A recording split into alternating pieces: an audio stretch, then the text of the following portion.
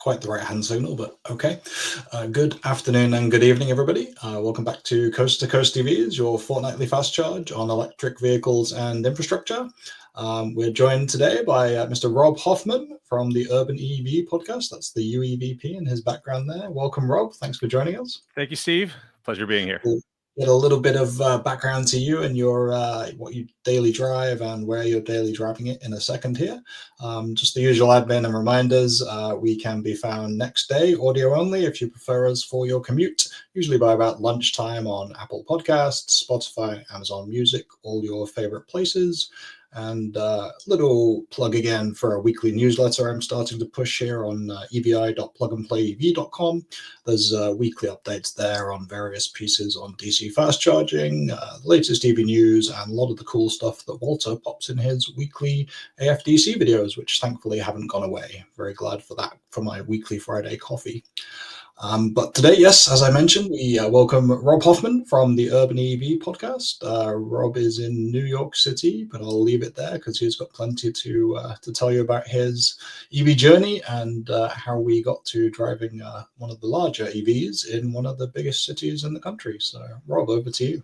All right. It seems incongruous, right? I got the third row EV in a place where it's impossible to park, or the world's most expensive place to park, I may add.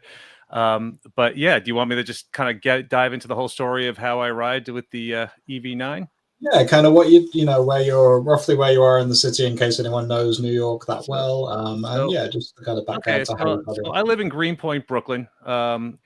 We've been driving ICE vehicles. I've always had a car in New York City. While I do completely lean into the public transportation, I ride the subway on a regular basis. We have a thing called City Bike here. It's really useful and it helps me to get to where I need to go. But I use the vehicle. I do have a son that plays travel soccer, so we travel a lot for there, skiing, groceries. I need the vehicle. So we've always had one in my arsenal. I've always been a big fan of EV technology. I'm a big believer in climate change, which seems like maybe that's a weird thing to say, not on this call, but when you go into social media, it's amazing that this is actually a debate. I bought Tesla stock back in 2016. I'm like, this is the future. And that's when Elon Musk was actually kind of cool. I liked him back then. The jury's out now about what's going on with him. But, I always knew I wanted to go in this direction. But living in the city, I realized very quickly it didn't make sense to own an EV over here because I don't have a driveway. Even where I park the car in the lot, it's a private lot. So there's no access to a plug over there. So I'm like, all right, it's a distant dream. So I was driving a clunker for many years and it finally gave up the ghost last year. And that's when I did notice that there was a flow charger down the block, maybe 3 blocks away from where I live. And that's when the wheels started turning about, hey, maybe, just maybe, I wonder if this public charging thing may work. And I floated that balloon up on like some user groups, some EV user groups, and people were like, good luck, don't do it, better you than me. Kind of like, you're a moron to try to do that. It's not ready. This will not work.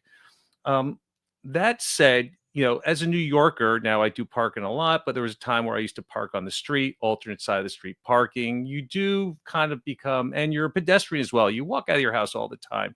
You are used to moving your car from one side of the road to the other. So I'm like, how much of a pain would it be for me to go to this public charger and plug in? And on average, the way I drive, it's about once every 2 weeks or so. Is it that much of a pain in the butt to charge it overnight? I wasn't quite sure. And I knew it was going to be a little bit of a guinea pig over here. And my wife was not down. She's like, this is going to be your problem if you get an EV, and you're going to figure out, and you're going to take all the bumps and bruises that come along with it.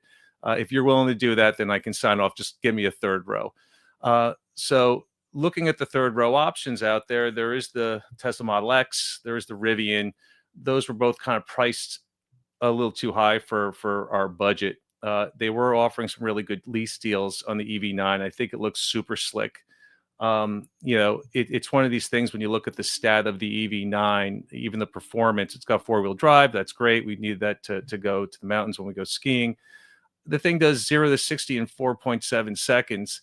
Now, I know by today's standards, actually by EVs, that's just kind of like mediocre speed. It's decent.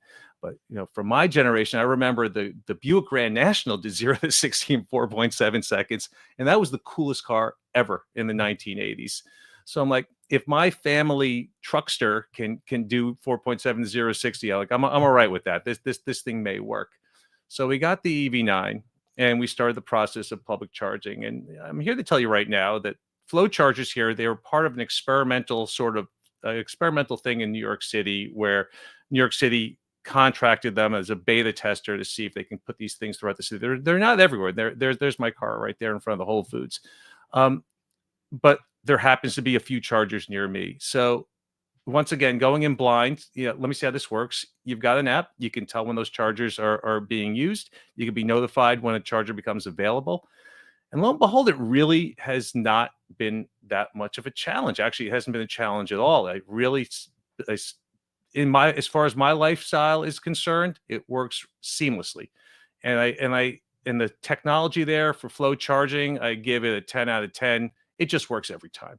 It's a slow charger. That means overnight, it's going to take about 10 to 12 plus hours to charge, but your car sleeps when you sleep as well. So typically when I see, you've got to be a little more proactive when you're public charging, right? So instead of waiting for your gas gauge to be on E and be like, oh, wow, you really got to fill up, you just pay a little more attention ahead of time. And like when I'm down to 20%, 30%, I'm like, okay, now it's time. I know this evening, the next evening, I'll take a look, see if that charger is available. It is. I go there, I plug it in. The next morning, I drop my daughter off at school, walk over, and I've got a fully charged car.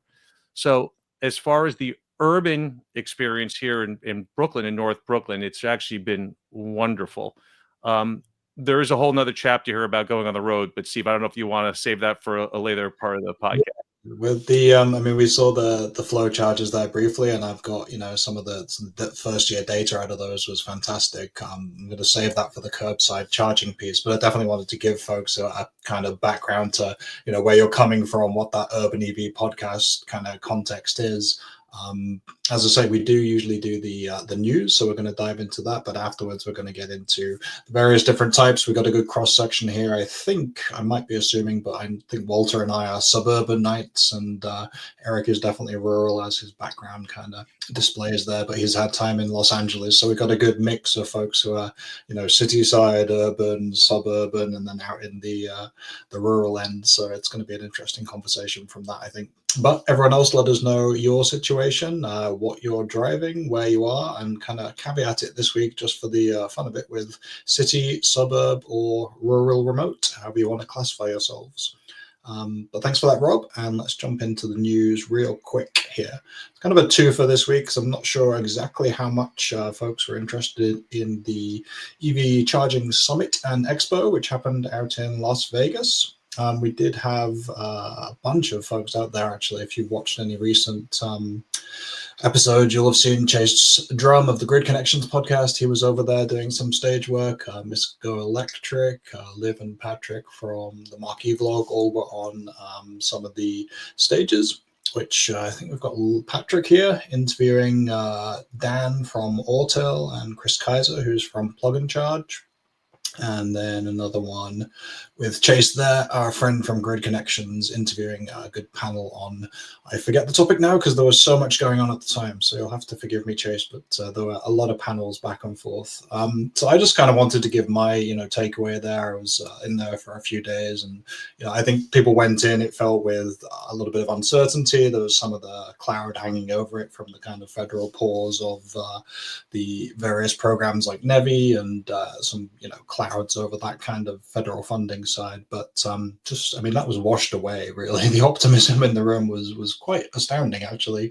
I think I've said for a while since the election that, just pointing to Walter's kind of tracking of the different projects, how vibrant the private investment side of things is, and how much of something like a Pilot Flying J, there's certainly some activations that have happened there in the last few weeks, and I think a couple of them were NEVI, but the vast majority are just, Pilot Flying J building out a site. because they need a site there. So a lot of the private investment is really where this is starting to happen, and there's a lot of startups that were starting to come through. A lot of hardware makers there. We had Zerova as kind of a title sponsor. Lots of interesting kind of units on their display, and a lot of video work going on, as you can see with the ring lights there. And Autel, as I mentioned, was there with some of their newer units, some of these maxi chargers, the home units, lots of different kind of pieces to the puzzle there on the hardware side and the software side. So I don't know. I mean, Walter, you've kind of followed this a little bit alongside me on LinkedIn, I think. Did you get any kind of feel for how this plays into the mainstream of EV charging and, day-to-day EV travel, or was this more of an inside baseball nerds fest and not as interesting as we maybe think when we're on the floor there? Well, I would say the latter, preaching to the choir, but I don't think that's a bad thing.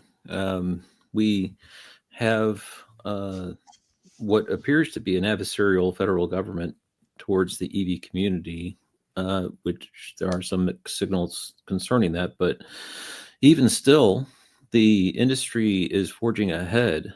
And I think the congruence of all the people of note into one location in order to share notes and recognize that it's not as apocalyptic as the news is making it out to be. And actually, in my personal opinion, it's the opposite is true. This could very well be the most explosive year for electric vehicle charging in the history of the United States. There's so much going on. Eric, how's it look from where you're sitting? Sorry, I was just a little bit distracted, but just in terms of the growth you're talking about, so. Yeah, I mean, and I guess from there was a big. We're into the second quarter now, I guess, so we're going to get some Q1 wraps and reviews. The general sentiment I found going into the show from people who were attending was that they're a little bit worried. They maybe were going to ask a lot of questions about funding, where the next wave of EV charging was going to come from, and it seemed like somehow coming out the other side, that a lot of folks had themselves flipped 180. They were just much more optimistic, much more convinced, having been with their peers and been told that they were pushing ahead. They were really hitting the accelerator. That maybe what we've been saying all along, this private investment is going to carry the day. Yeah, and I feel like I would be projecting on this one because I haven't really got a whole lot of input.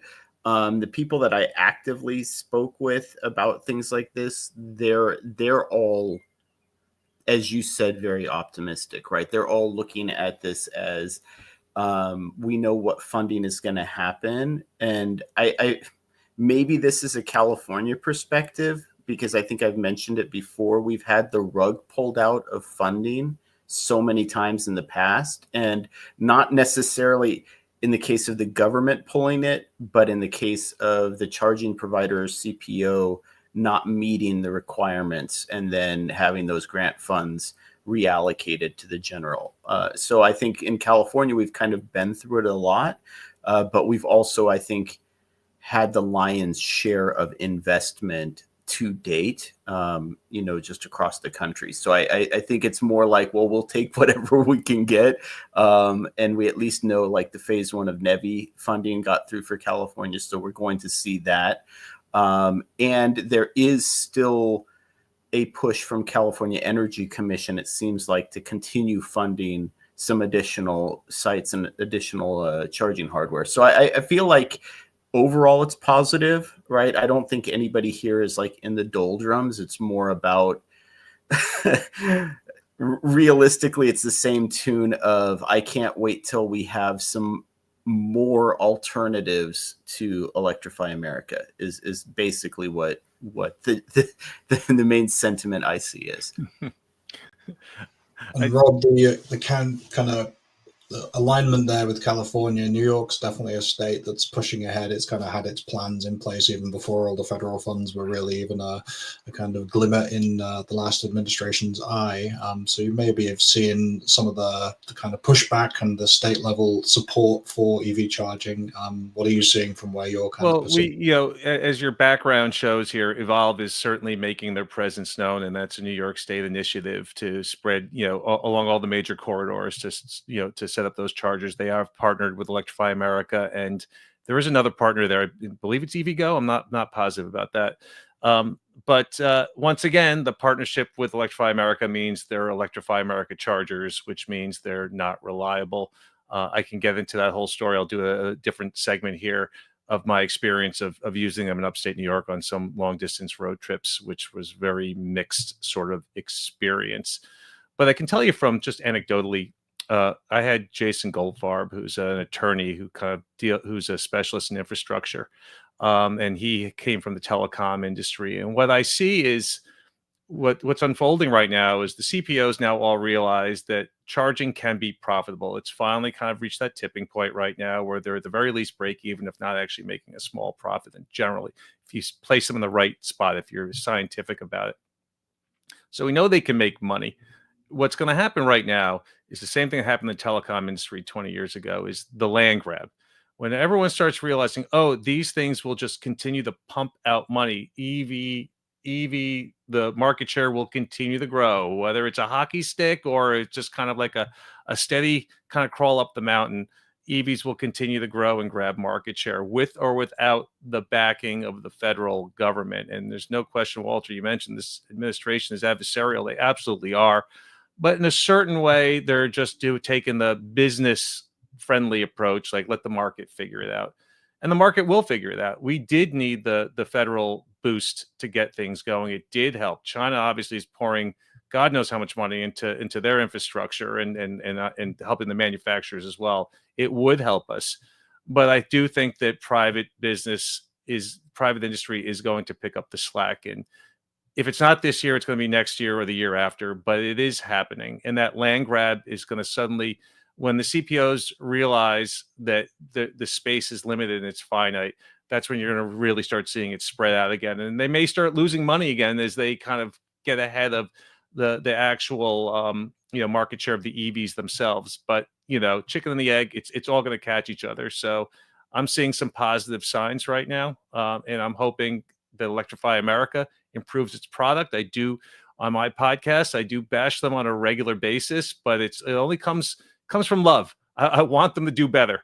I'm not quite sure what's going on behind the scenes right now, but when they improve their product and they catch up to everyone else, then it's going to be a really good situation for all of us. Tough love. I'm sure Eric will give them the tough love as well, because they're behind a bunch of those corridors that he mentioned in Nevi in California, so you won't have a choice. So, I mean, on the side of private investment, the other piece of news that we were going to look at was Revel revisiting the West Coast. Started out there, and Rob has a bunch of more information on this than I would. But when I Google Revel, California, it comes up with mopeds, mostly little mopeds in front of the Golden Gate Bridge. But right now, they're really in the charging game. We started, I think my visit to the first Revel hub was in 2021, possibly. It was still the Bolt EV days, certainly.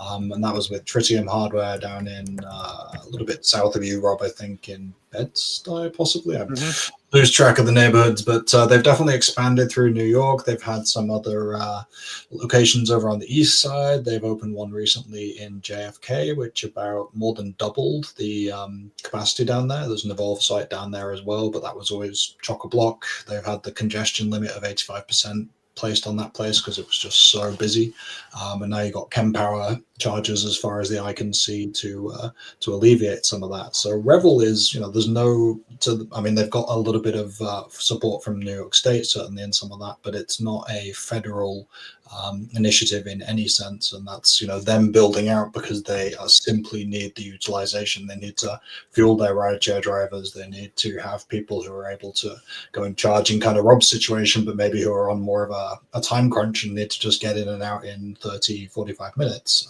So, their arrival on the West Coast and their plans in general to hit a lot of big cities and expand out in those areas kind of signals that, even if this is limited to certain areas, certain states, certain cities, it's still building out very heavily. And these kind of companies are putting money where the mouth is to make sure that these EVs are fueled and that they fuel the next wave of kind of rideshare, taxi cab, all that kind of thing. But Eric, this is your side of the country. How are you feeling? It's up in San Francisco, Mission Hill district, I guess. What's Yeah, that? I was just looking at that. It's in the Mission District. I didn't realize they had opened their hub already. So yeah, There's not many photos. I was going to pull up some photos, and like I say, everything I googled was mopeds in front of the Golden Gate Bridge, so I couldn't find anything interesting. Yeah. I'm not. It's right off of Van Ness, which is a major avenue throughout San Francisco. So yeah, I'll have to go. I'll have to go do a massive charging site hub visit. But yeah, I didn't realize they'd opened that one in Mission already. So it's kind of central in San Francisco. Yeah, and I've heard mixed reports of San Francisco in terms of what locals have mentioned too, because again, if you go into the city, the only real DC fast charging options for a long time, it was EVgo, all 50 kilowatt chargers, usually like, I think they were Trader Joe's or Whole Foods, and usually a pair of 50 kilowatt chargers, depending on where you were. Maybe I think Safeway, a lot of grocery stores had them. And then of course they're 8-10 years old. So they're starting to break, like the old ABB Terra 5.3 units. And then of course, Electrify America got their little footprint in there as well. A lot of them are like the urban sites, and that's where we get into the reliability issues, things like that. I never had a problem, but they also, vandalism in the city. And then recently we started to see these hubs get built. So this Revel hub in Mission is basically it's joining the flagship site that Electrify America built. And then of course there's an EVgo site as well that had, I think, 26 charging stalls or 28 charging stalls, but then they reserved like 20 of them for rideshare only. So it's basically a 6-stall site if you're just a resident who's not rideshare driving. So I think these 12-stall Revel sites, if that's going to be about their typical size, are going to be a huge win for the city. So yeah, I guess I've got my marching orders. I'm going to have to go check that out then. Yeah, it's been we categorized you as rural, and now we're going to send you down to check out all the urban charging hubs there. It's well within the range of my 8-year-old electric vehicle. So there you go. No moans. Walter, any kind of parting feelings on the Revel expansion? Anything that's cropped up in your various tracking? Yeah, just watching the dissemination of EV charging stations across the United States, it seems as though the city centers are neglected out of need and just because it's such a tough nut to crack. And Rob mentioned the land grab that's coming, and Revel has a way of winning that game where everyone's avoiding the inner cities, but Revel knows how to do it. And so they just, work on the long game permitting and working with the large municipalities of which they know how to speak the common Queen's English in those vicinities and are able to navigate the complexity of the paperwork and what it takes in order to actually get power delivered and all the other things. And so while everyone else goes elsewhere, they just take the prize where all the people are. It could be a very winning strategy. And I was really surprised that they were able to get that site opened as quickly as they did. And from what I understand, after San Francisco, it's not just one San Francisco. I think there's going to be a couple in San Francisco. They're going to LA. Why go where it's easy? Go right into the middle of these large metropolitan areas where no one else is going. And Walter, they're also going to LaGuardia here in New York as well in a few more months, and it's going to be another massive hub. And yeah, that's a tight piece of property, isn't it? Yeah, it's going to be off-site. It's going to be it's going to be nearby. It's going to be in the vicinity. And I was going to ask you, you were mentioning the off-street parking, and it occurred to me, Isn't it difficult?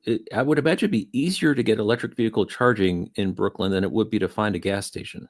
Yeah. There are gas stations here, but they're far and few between. They're Yeah. hard to put in a gas station, but you could put in a level 2 charger a lot easier. I don't think I've ever seen a new gas station installed anywhere in New York City in my 35 years living here. I don't think I've seen one. They only disappear. The real estate's so valuable, so there's less and less gas stations as the years go by, but never a new one. I think it's near impossible to get the permitting for it. I don't think you're ever going to see another new gas station in New York City, like ever, literally. Yeah, but you could flip an inverter or something on a light post and get a level 2 charger lit pretty quick. Yeah, it's too bad it's only 110 electricity. Otherwise, I know there's one company that's trying to electrify all the lampposts. I know it's they don't have two-phase electricity there. But circling back to Revel real quick, a reminder that they did start off as an e-scooter company. That was their play. It was strictly e-scooters, nothing else. You rented, it was on-demand scooters that were just parked dockless throughout the city. And they were the first to market, first concept that worked really well. My podcast partner, Scott Murphy, is actually used to work for them. He had a direct association. He was in safety planning. He's an EMT. They started having problems with a lot of liability issues because people were crashing them. People weren't wearing their helmets. And, there was some notable, there was a death there. I remember a pretty high profile death. So it became a really big deal with those things. So they eventually started pivoting to ride-hail service themselves. So they're kind of known in New York City as a ride-hail service, but they took at least their green credentials from the scooters, and they eventually they sunsetted all the scooters. They just got rid of them. They said, all right, we're going to be a clean, sustainable energy ride-hail service. You have these distinct light blue, typically they're Tesla Model 3s, roaming the city. And I guess they realized that, hey, we need a place to charge these things. And so in their Bushwick location, they created their first charging hub over there. I think that's where the light bulb went off. Like, New York City, I like what New York is doing because they're putting their money where their mouth is. First, they incentivized all the ride-hail drivers to purchase, the independents, the Uber drivers to purchase EVs. They gave them tax breaks or incentives to do so. But there weren't enough chargers. And this is a big problem with many major urban centers. There's just not a lot of charging because you charge typically level 3 DCFC on those corridors when you're road tripping. When you live within the city, if you can get away with level 2 and pay half the price, if not less. And by the way, I saw in the comments there, someone asked me how much it costs to charge on the flow. It's typically about $20 for an overnight charge, about $1 an hour. It's $2.50 during the day. They don't charge by the kilowatt; they just charge by the hour, and it's like a 6 or 7 kilowatt per hour charge rate. But they realized, level 2 is what you prefer to do if you're doing it locally. But all those ride-hail drivers, all those Ubers, they need to charge on a regular basis. And what better place? They're almost always going to end up in the airport sooner or later throughout a given day. So it really makes sense. And I can see why, when they're expanding in the cities, you're going to see them plopping those chargers down near airports first. I mean, that's to Walter, BP Pulse. That's what they're going, right? They're going to put those charging hubs. I mean, I've got one light up here, but it's all major airport. Yeah, by the time they open it, they'll be ready to replace the hardware already. I just need a car back to actually go and test it, so I'm okay with them waiting a little bit. Let me jump to the a little bit late today, so apologies for that, but let me jump to the viewer intros here. So say hello to everybody and catch up on our commentary. So Andy Getch down in Fort Myers, Florida, welcome. Crazy Postman out in Oklahoma loves the intro tune as much as Eric, almost. Welcome. Arkansas traveler, has it been a fortnight already? Yes, but if you're on vacation in Orlando, as you were, I'm sure it didn't feel like that. So you were in a good place for it. Chase from Good Connections, good evening. Thanks for joining us. Hope you're covered from jet lag. Yeah, so and I should point out that we'll probably get a bunch of people here who have also been on Rob's podcast. So it's linked down below in the description. We'll link it again at the end, but you can definitely catch Chase, Jason Goldfarb, a bunch of folks, Matt Teskey from Chargeway. So yeah, a lot of good interviews over there and a lot of good stuff to go and catch up through the follow-up after this show. Cecil Martin, hello from Cary, North Carolina, 90 degrees Fahrenheit down there. And that's almost too much for me, I'm afraid. That would burn my skin as a pale Englishman. Tom Palmer, greetings from the borderline. Hello. Mark Berenger, who we had the question from, thanks for that. Also, hello from Newcastle, Ontario. EV6, V to L on standby as they have more freezing rain. So you've got your polar opposites down there. North Carolina's approaching summer heat, at least summer heat for us in the Northeast. And you have freezing rain up in Canada, but still ready for the V2L. Leonard, hello from Tulsa. One possible solution for urban charging would be outlets on parking lot lamps, like in the north for engine warmers. Yeah, there's some interesting stuff, actually. I can't get into it at the moment. There's just, don't have all the numbers, but somebody who compared the fleet that they have up in Canada, the fleet vans used less electricity than the block heaters that they were needing to pull from a single outlet just for on the posts for the diesel trucks. That was kind of eye-opener, but need to jump to the numbers on that one. Definitely showed that we forget that even fossil fuels still need that heating help in winter. Crazy Postman, wireless charging installed down the sides of residential streets in New York City. We'll get on to that one. Curbside charging is definitely something we're going to hit, and that wasn't necessarily one of the solutions, but we should talk about it. So I will star that. Thank you. City has not gotten serious about ticketing the flow street charges when they're iced. Yeah, the utilization is high on those. We definitely want to get to some of the downsides of it. And let's see, Rob, whether you've had any of that problem and having to fight with the combustion crowd to get access or get towed. Mike Mahan, hello from Southern California. Same EVs, Model 3 Highland and RZ450E. 2 weeks, yes, 2 weeks has flown by indeed. We answered Mark's question about the flow charges. Scott Owens, thanks for joining us. BMW iX in Atlanta, but watching on airplane Wi-Fi. Wow, didn't know that was fast enough to catch it, so I'm glad. I hope we're not lagging too bad. Jed says most parking garages in New York City do now offer EV charging. I have to revisit that, Rob, to see what you're thinking of that. I know Gravity is certainly a big player in that central Manhattan area, but more the level 2 side, we'll have to see whether that's something that you found in your side of the city. Bashon from suburbs of Buffalo, New York, 2024 Lyric and a 2025 Equinox EV. Welcome. That's about what I got. Yeah, they matched your garage. Who Very copied you? close. Yeah. We should find out if his is a 2025. Is yours 2025 Equinox? 4, so I'm 1 year behind him. All right, you win then, I guess.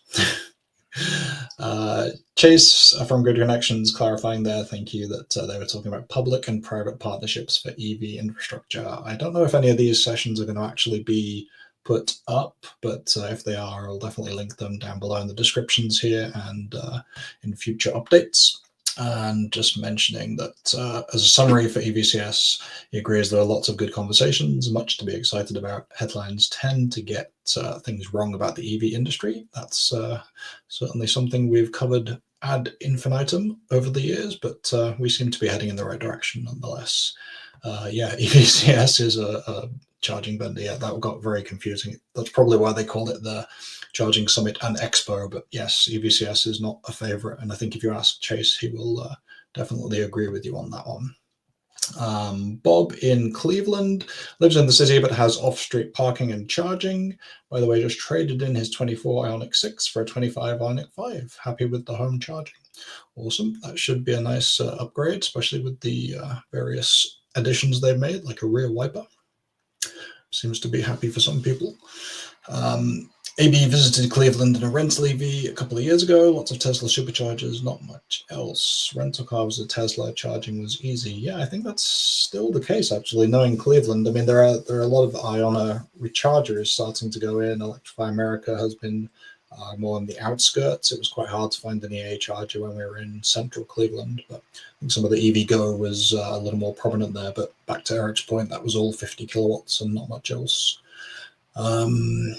Yeah, Jed on Evolve New York, the other partner, I think it was Shell, actually. I think they started with Shell Recharge and then they migrated to EV Connect in the last year or so, maybe. But yeah, there's definitely some older hardware that is not Electrify America.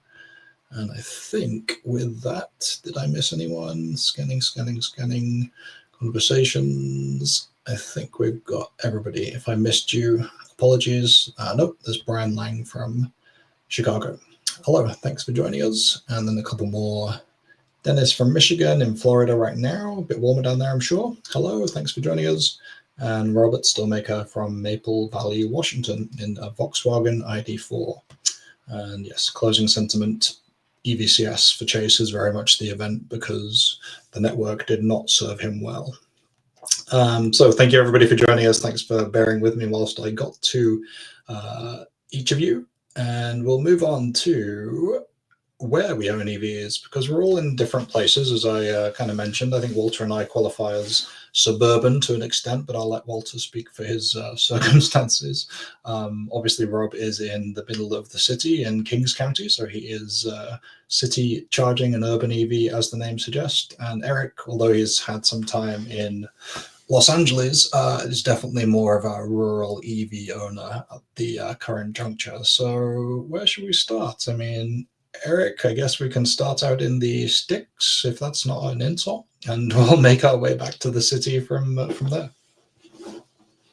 Yeah, so it's interesting. I had a lot of thoughts about this, just also based on my experience living in the city in comparison, because charging, it's really weird in rural areas where there's almost all single family homes with off-street parking, access to charging, right? So the real holdups for EV ownership in rural areas really come down to cost and range, like of the vehicle itself, because otherwise the infrastructure that you need to support an EV really gets it's almost like what we were talking about earlier. One of you had mentioned like rideshare drivers needing DC fast charging versus, people living in the city just needing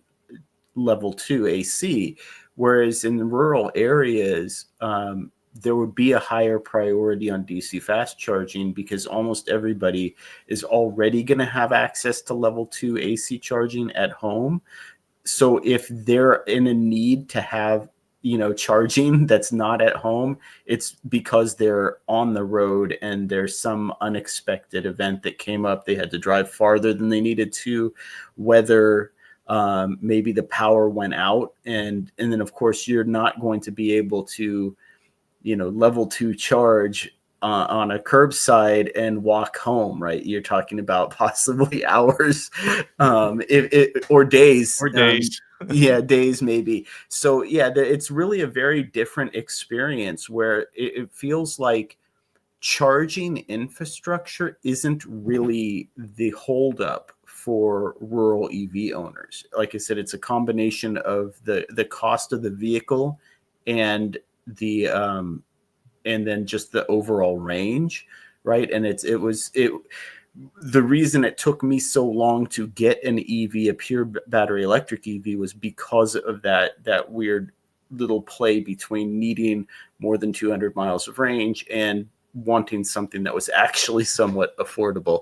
And I think there was another point that I was going to make about that in terms of,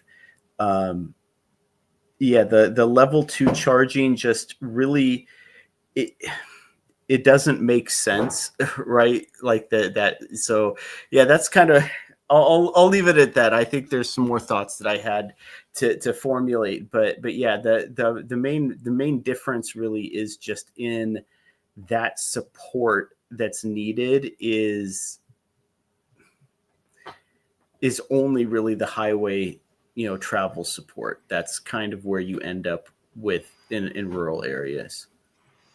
So Crazy Postman's kind of we know he's got home chargers, but he's talking about, being stuck at home, needing to leave. I'm guessing that's partially because of no local DC fast chargers, as and Eric hinted at there. I mean, I guess if we think about leaving with a 90-100% state of charge, that's fine. Are there situations, Walter, you think, where like we're kind of further out, if we're away from our suburbs and cities, there is a case for DC fast chargers even for locals in rural kind of more remote areas?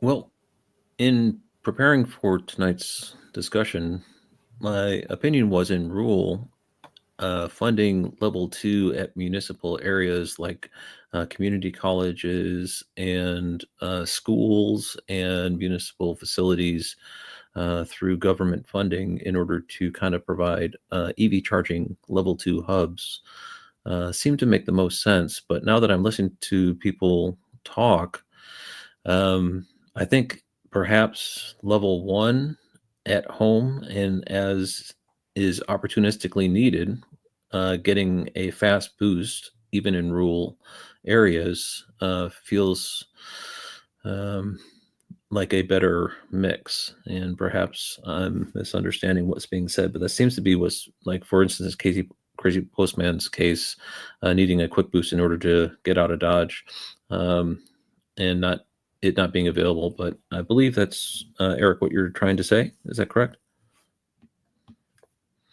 Yeah, Crazy Postman had his NEMA outlet burn out, so I think he might be talking about not having charging at home. So maybe he might be back to using level 1. Oh, okay. Yeah, I get it. So DC fast charging in rural areas, I think eventually is going to happen. Everyone seems to be focused on the corridors, but according to statistics, from what I understand, most of the DC fast charging will be consumed by people who don't have the ability to charge at home, whether they're in rural areas or not. So for sure, I think it's going to eventually disseminate. And I think it will be likely C-store operators that start to provide that more routinely than not. Yeah, I think you can get that into different scenarios here, right? But Rob, as we kind of move into more city areas, obviously you get much more into your situation and kind of probably a lot of people who are not driving quite as far, right? It's more short distances, so maybe that how much they need to add is much different to a rural setting, but they do need a convenient place to add it, and maybe that gets us into kind of how you've found the ups and downs of using those flow charges. What have been, obviously the positive side has been it essentially adds a level 2 for you, much like anyone who's got home charging, but public amenity not always available. What kind of challenges and downsides have you run into trying to negotiate those charges? Getting iced is a problem. You look at the app, it says that there's a charger available, and now it's like, maybe I want to wait until there's 2 chargers available because there's a chance that someone's parked there, an ICE vehicle. And to be quite honest with you, in Manhattan, the meter maids there are pretty aggressive. Parking enforcement, they take that very seriously in Manhattan, but in the other boroughs, not really. They kind of do a pass through when alternate side happens, when when the when your side of the street basically flips over to no parking regulations for street cleaning, they'll take a pass there, and probably no one will take a look at this block until the following day.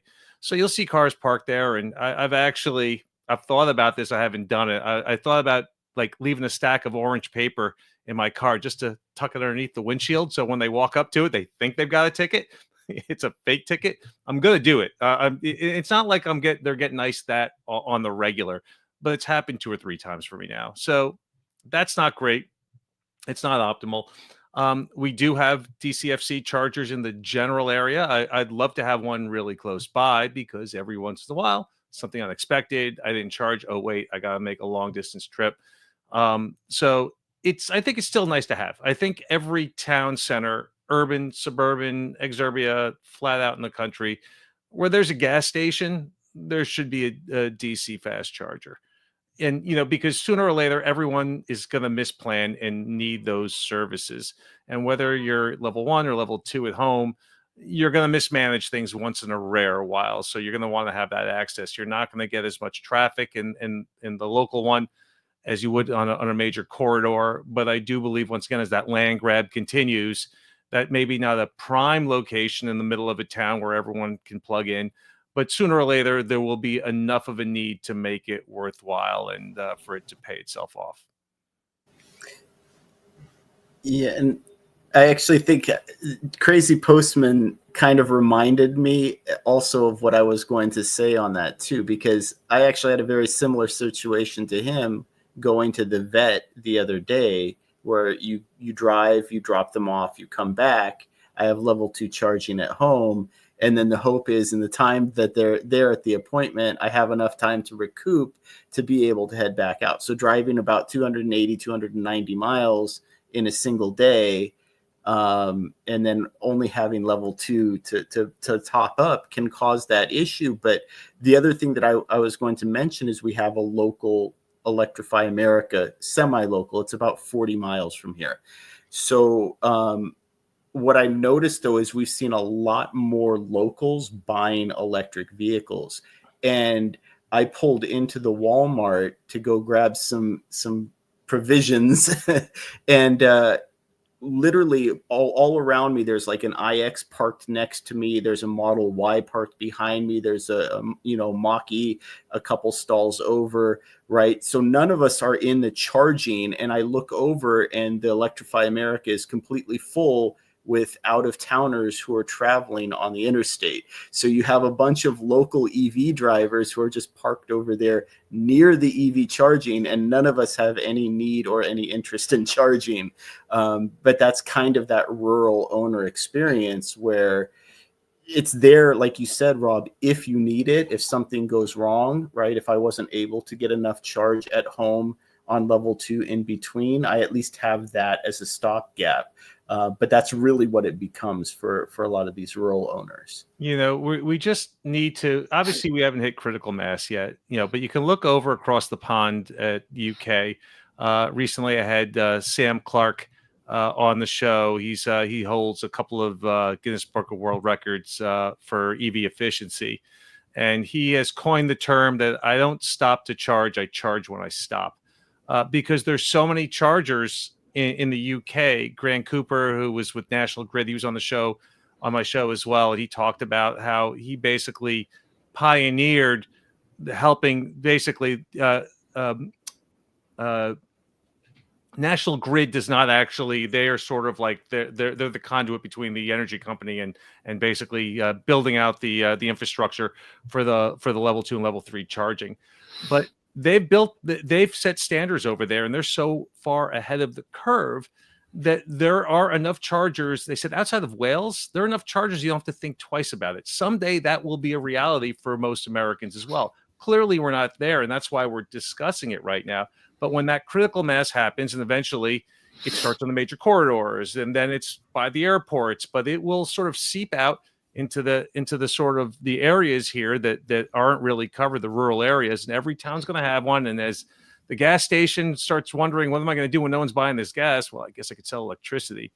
So it's going to happen, but until it does, many people who are, we're all the early adopters, but the ones that have not, they're all about convenience, and they hear these stories, and they're like, I'm not ready for that. I don't want to go to the vet and then think, how am I going to get home?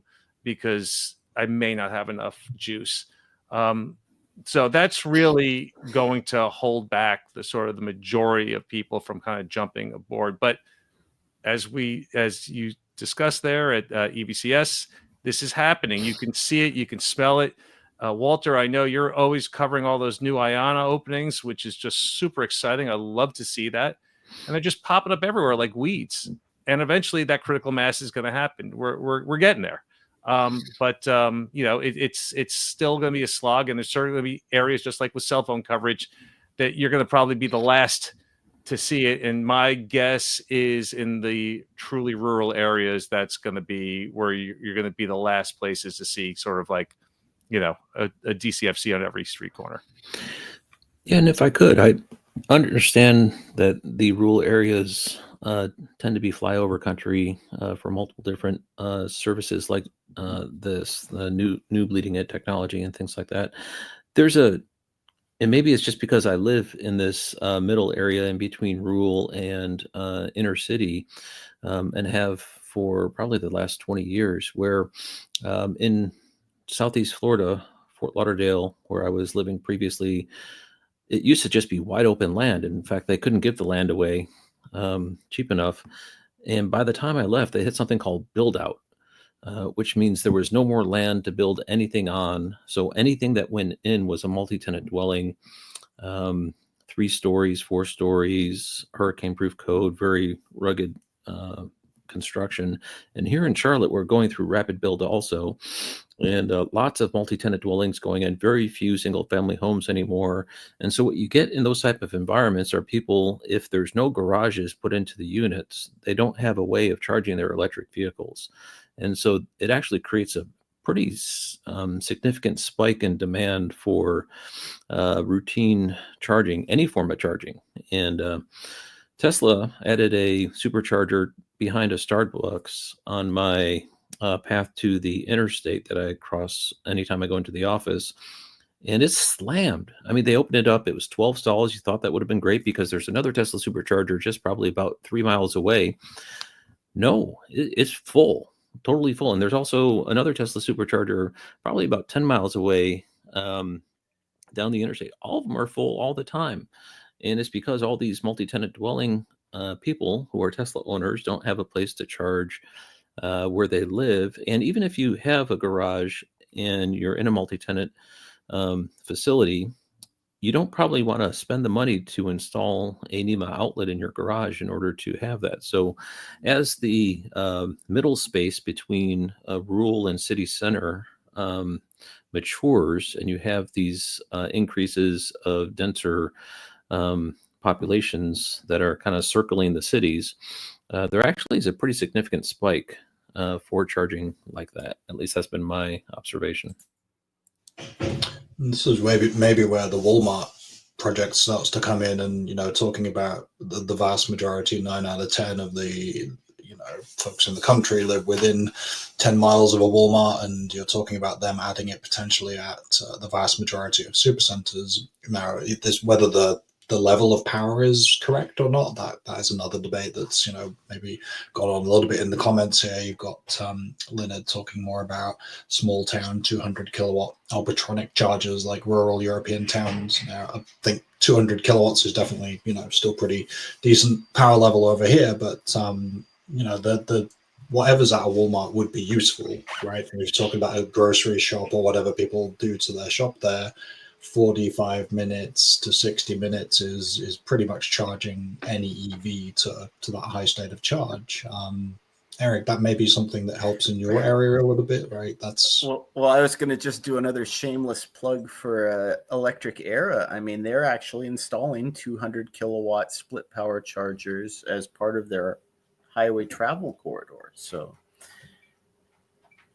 I think that's fast enough, right? Oh yeah, at that point you're pretty much, until you get to the big truck that's got 200 kilowatt pack, but again, we're talking about outliers there, and we really want to bring the efficiency up rather than the power level up in that circumstance. But let me jump through the comments here, see what kind of situations people are finding themselves in as far as charging vehicles goes. So Scott Owens is in a city with his own home and can charge every single night, just like he does his phone.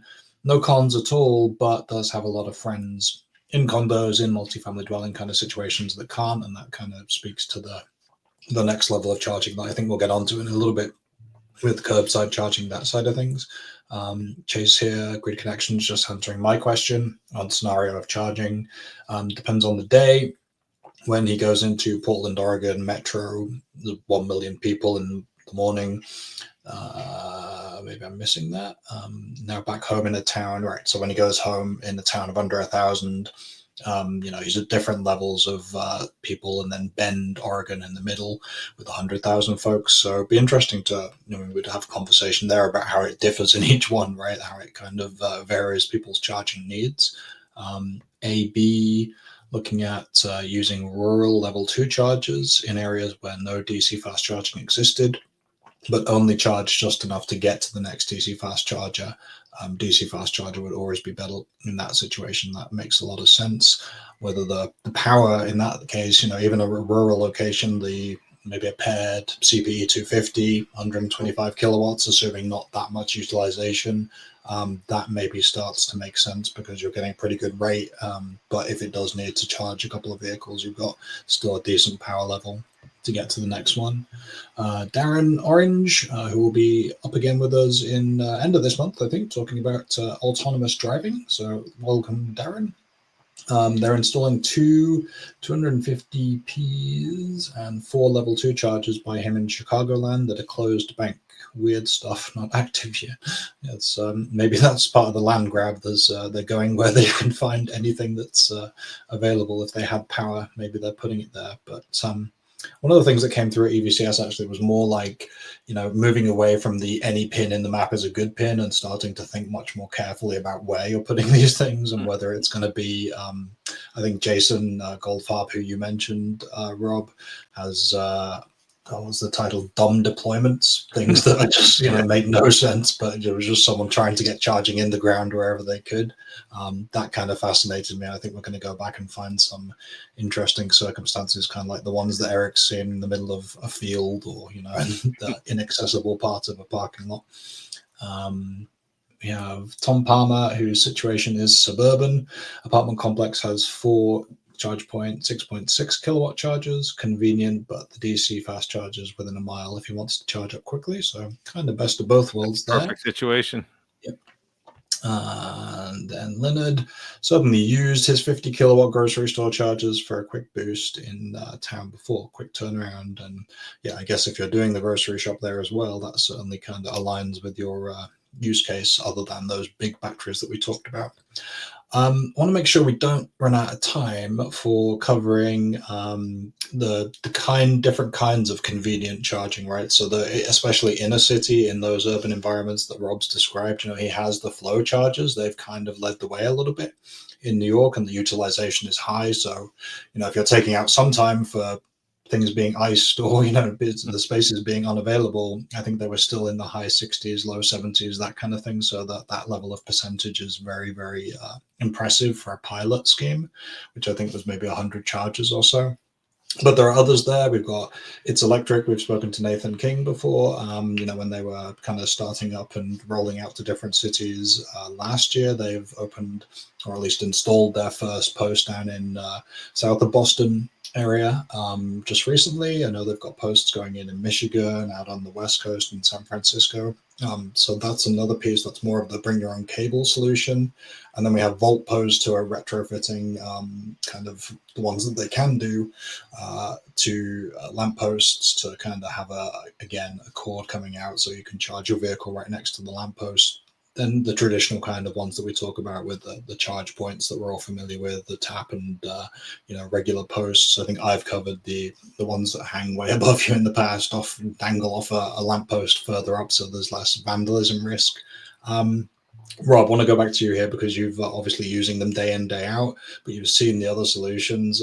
Which ones are catching your eye most? Are there kind of upsides? Well, I'm super bullish on It's Electric. Ironically, they're headquartered here in the Brooklyn Navy Yard, which is literally right down the block from me, but they have not deployed in Brooklyn or New York City yet. They're up by you.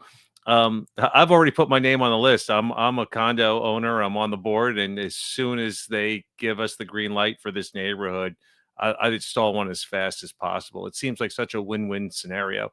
I know the downside of flow from an economic standpoint is they're pretty expensive to deploy. I don't know what the exact numbers are, but it's not cheap to dig up and get the electricity here. Once again, Graham Cooper, we talked a lot about infrastructure and getting the juice out there. This is not just Graham. I've spoken with a lot of other guests as well. You can't just snap your fingers and get the amperage that you necessarily need to put in, level 2 or level 3 chargers. It sometimes involves a substation, a lot of things going on here. So what makes so much sense about It's Electric is the spare electricity that every building that's a storefront condo that's curbside, if you have excess juice, they'll come in and say, hey, we'll install the charger, we'll connect it, our technology will split the profits. Everyone wins, everyone's happy. And once I see those deployed throughout the city or neighborhood that they're going to be in, I could see once again the light bulb going off, metaphorically, but literally as well. Hey, I can get an electric car right now. There are options to charge here on the street because a lot of people do charge. A lot of people do park on the street. They just deal with it. It's just a fact of life here. Someone had mentioned in the comments as well that a lot of the public, a lot of the private parking garages are getting electrified. That is the case in Manhattan. But those are the big chains in my neck of the woods. They just don't exist. So there really aren't many options to park in a garage and get a charge here in my neighborhood anyway. But yeah, I'm super bullish on it's electric.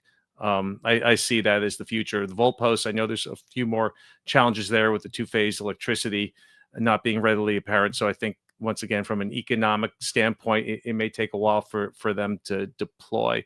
But hopefully, New York City gives Flow a bigger contract, because clearly the utilization, as you said, it's got to be through the roof. I mean, I could just see with my own eyes they're constantly full. They're just enough bandwidth for me to sneak in there, so they're not they're not over capacity yet, but it's going to happen. There's no question in my mind that within the next year or two or three, it's going to be extremely challenging to get a charge at the rate that we're going at right now.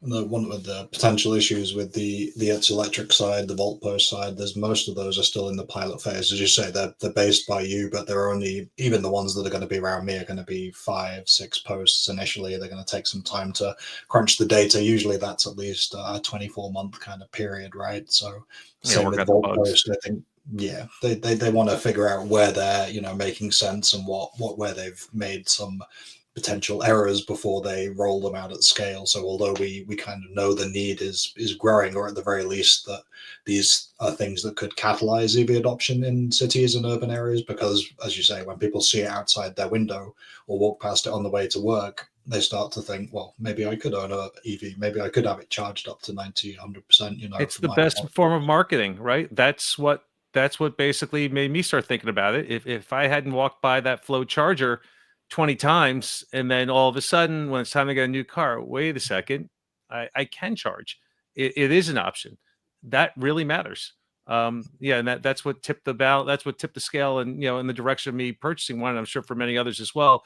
It's when it becomes ubiquitous, when your neighbor has one, you see them charging all over the place. When it's time for you to get your next car, well, maybe it's time for an electric. And I would add the experience that I've seen evolve over the past couple of years, at least in this area for the inner city, is that some level 2 chargers not so long ago were free of charge, basically an expression of altruistic seed funding of electric vehicle adoption. Just here's a charger, go ahead and use it if you want. And a couple people would show up and be like, oh, someone's actually using the darn thing. But now if you put a free level 2 charger out there in the community, it'd be a riot. You would cause a riot. There's no such thing as free chargers anymore. You got to have public safety in mind.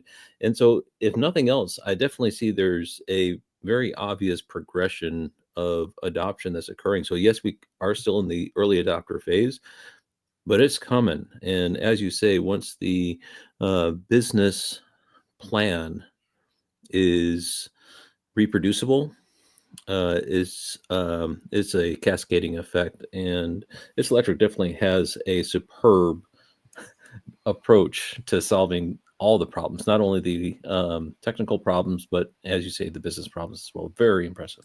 The economics you have to factor that in. It matters so much. You can see so many novel solutions out there, but if the economics don't make sense, especially in these early days, and it's going to take you forever to get your return on the investment, it's going to really slow things down. But once again, It's Electric works in my mind on paper. Obviously, this is why they're beta testing right now, and hopefully this works in reality as well. I'm really, really pulling for them. You've got comments that kind of align with, the key here is matching dwell time, Robert Stillmaker says, and then they kind of, goes into Leonard's point about people could get away with level 1 charging most of the time, then occasionally use DC to catch up. I mean, obviously, maybe not their ideal situation, but you're talking about, there's also a piece in here about airports, and their level 1's fine. If you've gone for 3 or 4 days, it makes perfect sense to put your car into a 110 outlet and just let it top up over the few days. It really kind of depends on what power's available, how long you're going to be there. All this, needs to factor into the use case of how people are deploying this stuff and where it goes. Brian says that's the situation he's in urban areas, street parks where there isn't DC fast charging within a 20-minute drive. The ones that exist are quite crowded. I think that's going to be the case for a while because deploying this stuff at scale is tough, and a lot of it, as we said, is in the pilot phase. So you're still going to get the need for people. Yeah, everybody wants it, but you're going to have to figure out how to kind of get everybody on it and delineate the kind of usage, especially on the curbside stuff. Maybe in a private parking garage, it's a little bit easier because you can kind of do reservations and give people certain times, but it's a little bit harder with curbside. Well, Steve, one more thing which we didn't really cover, Pando Electric. We have spoken; they've been on the podcast as well, and their solution, their level 2 charging solution in California, where there are subsidies as part of the equation, it's approximately $400 installed for level 2 charging. This is going to be the kind of thing where, at that price point, how can a condo say no to something like that? And eventually that kind of amenity, it still surprises me here as I travel in Northeast. Steve, tell me if I'm mistaken here or if your experience is different. Looking for a hotel with a level 2 charger where it makes absolute sense, still kind of rare in the Northeast, which is surprising because you talk about a place where you need to charge. When you're on a road trip and you're parking overnight, that's the perfect time to fill up on electrons. But yet it doesn't exist right now. But eventually, it's going to be like the continental breakfast and the free coffee. If your hotel doesn't have level 2 charging, well, I'm going to go to the next one because it's ubiquitous. It's a standard feature. And I believe now with new condos, especially the ones that are the new construction, but even the legacy ones as well, eventually, if you don't have charging in your parking lot for the condos and the urban centers that do have parking garages or lots, you're going to, especially for the renters, you're going to look for the next one. And I think the Pando solution there at that price point, once again, it just feels like a no-brainer that it's going to catch on as well. I think that's probably where California is going to be leading at this point, right? The kind of right to charge laws and that side of things, and mandating a certain portion of charging going into new builds. Eric, what are you seeing on that side? And is there a solution that kind of jumps out at you as like the kind of way forward, at least for California, but maybe beyond as well? Well, yeah, I think it's interesting hearing that because I know some of my earlier road trips were, really taken on the back of level 2 AC charging at hotels and motels, right? And maybe something that's couched in this entire discussion that we just haven't said out loud is, I think, and you've mentioned this, Rob, using that curbside parking. For you, that is your normal experience, right? And I think that's the thing that people are maybe missing with the charging is the best EV charging is the charging at the locations where you are already going to be for the amount of time that you were already going to be there. So that's what makes it that transparent. And that's the model that gets electric vehicles to actually be more convenient than owning a gas car. And that's the line that I think a lot of people aren't ready to cross yet because it just blows their mind to think that you're not really conceding anything going to electric versus, trading in your gas powered car. I think it's a weird sort of resistance that's happening. I see in California, just because the real estate market is so strong and because property management is so strong and they have such an influence over city ordinances and whatnot. It's getting better though. And I think it all is due to consumer and voter pressure. Because I remember one friend in particular who she got a Bolt EV and her condo told her that it would require $1 million of insurance if she wanted to charge her car. Just plugging in an EVSE into a 120 volt outlet, not even having a dedicated level 2. So I think we are finally seeing some pressure and some legislation on that. And then, of course, just any new construction, right, needs to have this as part of its compliance, needs to have that plumbed for charging. And in fact, I think that is now a code in all of California or most of California where you build a new house, the garage needs to be plumbed for 240 volt that can be used for an EVSE. So yeah, I think and then of course, yeah, the multi-unit dwellings are going to be the biggest hurdle. Curbside parking, that's really kind of an issue in places like San Francisco more than anywhere else. I don't want to call them suburban, but like LA, this is where that experience, Rob, for me is a little bit hard to make that connection, because my city experience in LA was very different, it seems like, from yours in New York, where I had the Chevy Volt for a long time, and I was trying to rely on public level 2 charging because I did not have charging at my multi-unit dwelling. And it just didn't work, to the point that the only thing that actually got me into an all electric was when I finally had workplace charging, which I think is the other aspect of this solution that we're starting to see roll out in California, is where workplaces and offices are sort of mandated in their parking structures to have charging as well. And that's what opened the door to me not having charging at home to really consider an all electric. So I think that's the two things, is the multi-unit dwellings getting pressured through regulation, as well as workplace charging being required through regulation. Well, Eric, I'm just curious, were the level 2 chargers inaccessible or just not reliable? How come they let you down? Yes. Well, I mean, it's one of the reasons why I Blink has kind of left a bad taste in my mouth for, since like 2012. And then we had a lot of cases where like libraries would have chargers. But, sometimes you'd actually have to go and flip the circuit breaker switch because people would turn it off.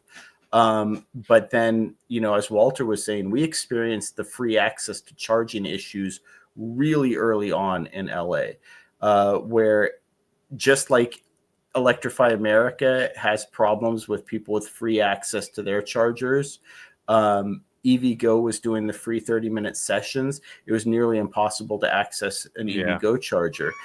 Any charger that was level 2 AC that was free to access, were almost always blocked or always in use. So there's a lot of first gen problems that you had there. Being a super early adopter that you were. Yeah. I think that's why I think I even have made a couple of videos about why free charging is a problem. And so, but yeah, to your point, it was overcrowding. Some of it was vandalism. Some of it was reliability. Some of it, was just a matter of, is free and they became impossible to access. So, but the workplace charging, even that was a bit of an issue. And I actually worked with our property manager at my office to break down the rules for how because they didn't want to they just wanted it to be free access. And I said, no, you cannot do that. You cannot do that. And so I worked with him to set up a program for how we could, equitably make sure people could access the chargers. So that was good. So those kind of stories, just like the Electrify America stories that we all share today, for the DCFC charging, those are the things that really give everyone pause and really have people tap the brakes. If you could have had my experience, it's completely different. Flow hasn't let me down once, not once. They always work. I got iced a couple of times, so 2 or 3 times I didn't make it to a charger because someone was blocking it. It was the last charger available, and it was blocked. And yes, someone had mentioned just get a long cord. Well, it's not bring your own cord over here, and that'd be just snarl up city traffic if I tried to double park and block them in. Although I fantasize about doing that, but they work all the time, and it's completely reliable. And that makes my ownership experience seamless. It doesn't give me any pause at all, and I give it glowing reviews. And I say, hey, get an EV in the city, at least in my neighborhood here, it's not a problem. But driving on the road, upstate New York. Those Electrify America Evolve chargers, when you get up in the Adirondacks, sort of like last chance gas. And as I'm driving now, and I'm like, well, that's the last charger, and if that one doesn't work, I'm either going to have to go backwards, or I'm not even quite sure if I'm going to make it across the Adirondacks.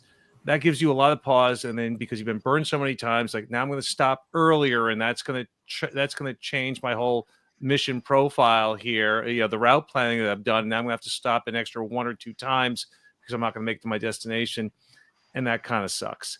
If you can't rely on the charger, it just kind of breaks everything. It breaks the whole experience. So you need to have that kind of, that true 97% uptime reliability on these DCFC chargers that are promised, but I don't believe are quite delivered just yet. So, Rob, we've moved we've moved out of the city more, but I want to be respectful of your time. If you need to jump off, please, we'll do the closing down now. If you've got another 5 minutes, we'll definitely jump in. I can hang in there. I'm having fun. Okay, still good. All right, we're going late. Sounds good.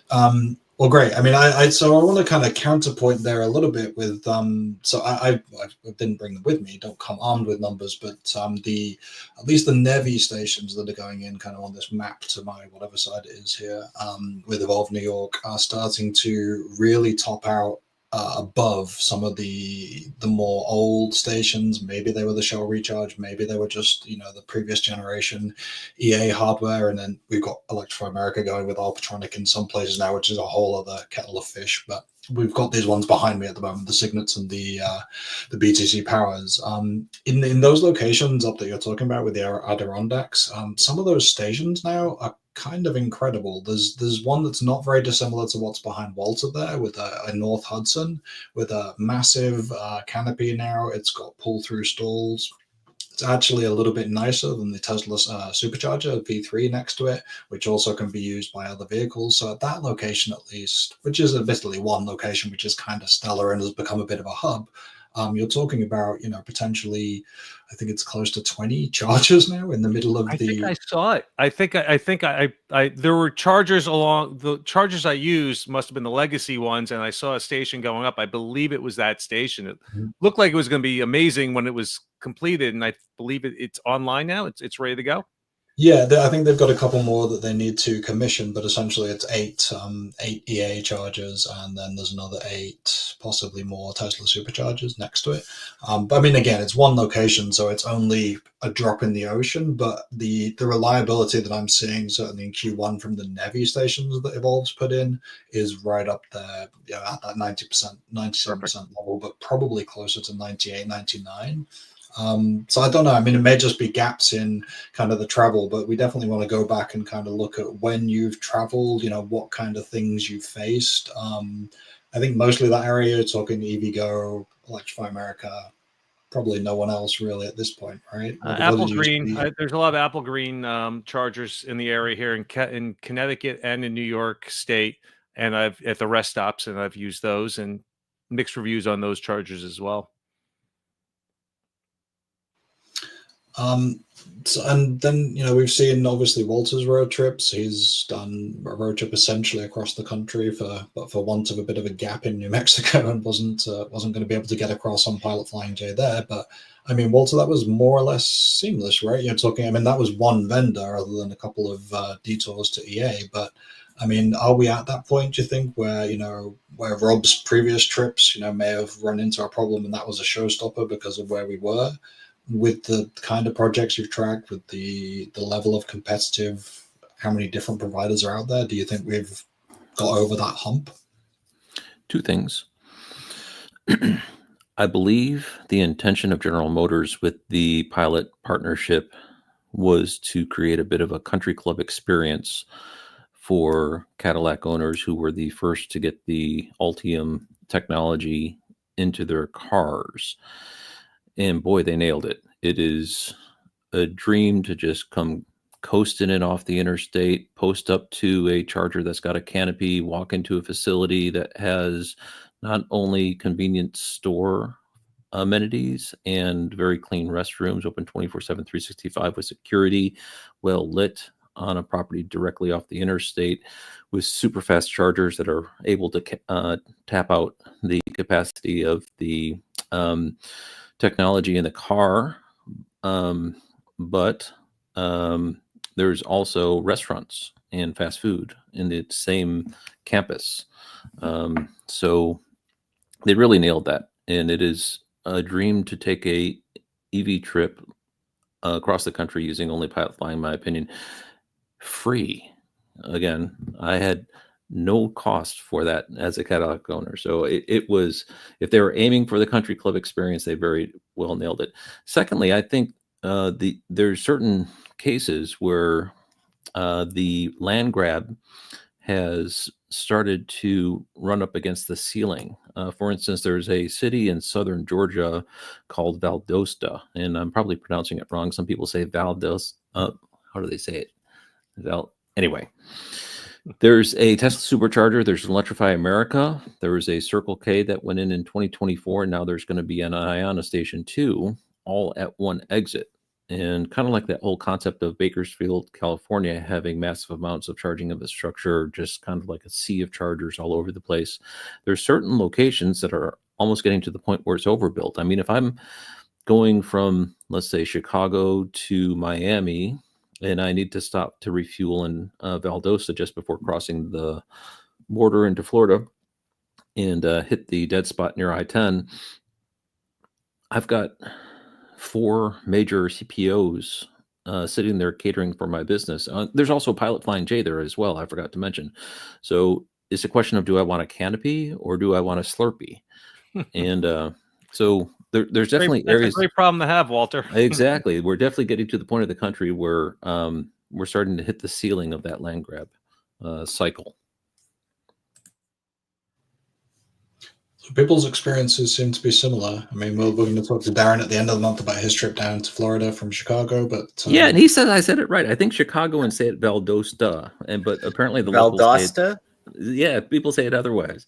We're going to do an entire podcast on just pronouncing different place names. Don't get me started. A road trip across the country by pronunciation, and Scott has Valdosta.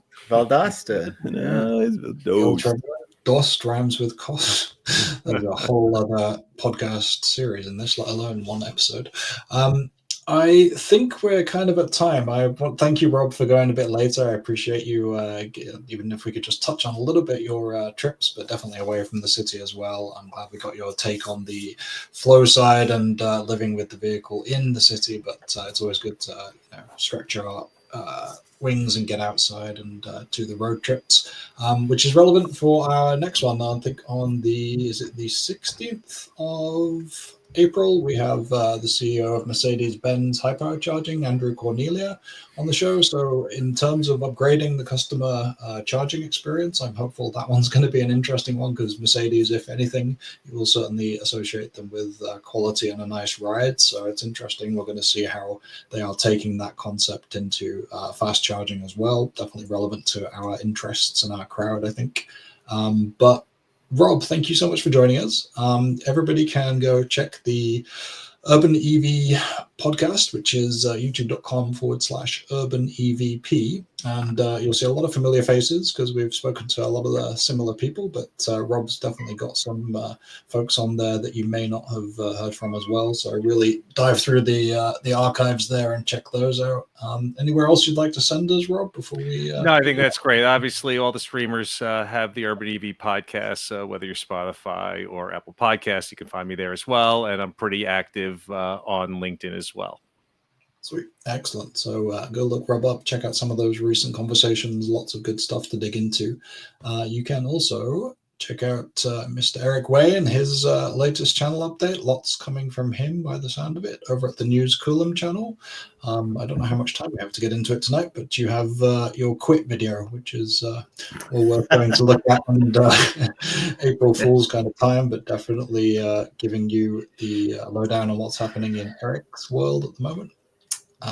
Walter is all over the place, but this is the home ground at the moment. You can go to the Network Architect channel, check out all the latest updates, some videos on out of spec bits as well, Walter. That's a pretty semi-regular thing happening now by the sound of it. Yes, sir. Excellent. So anything I can link down in the show description, I will, including Urban EV podcast. Thanks for joining us, Rob. We appreciate your time and insights from the middle of the city. And we will see you in the next one for some Mercedes-Benz high-power charging options. Until then, cheers, nerds. Good night, everyone. Good night.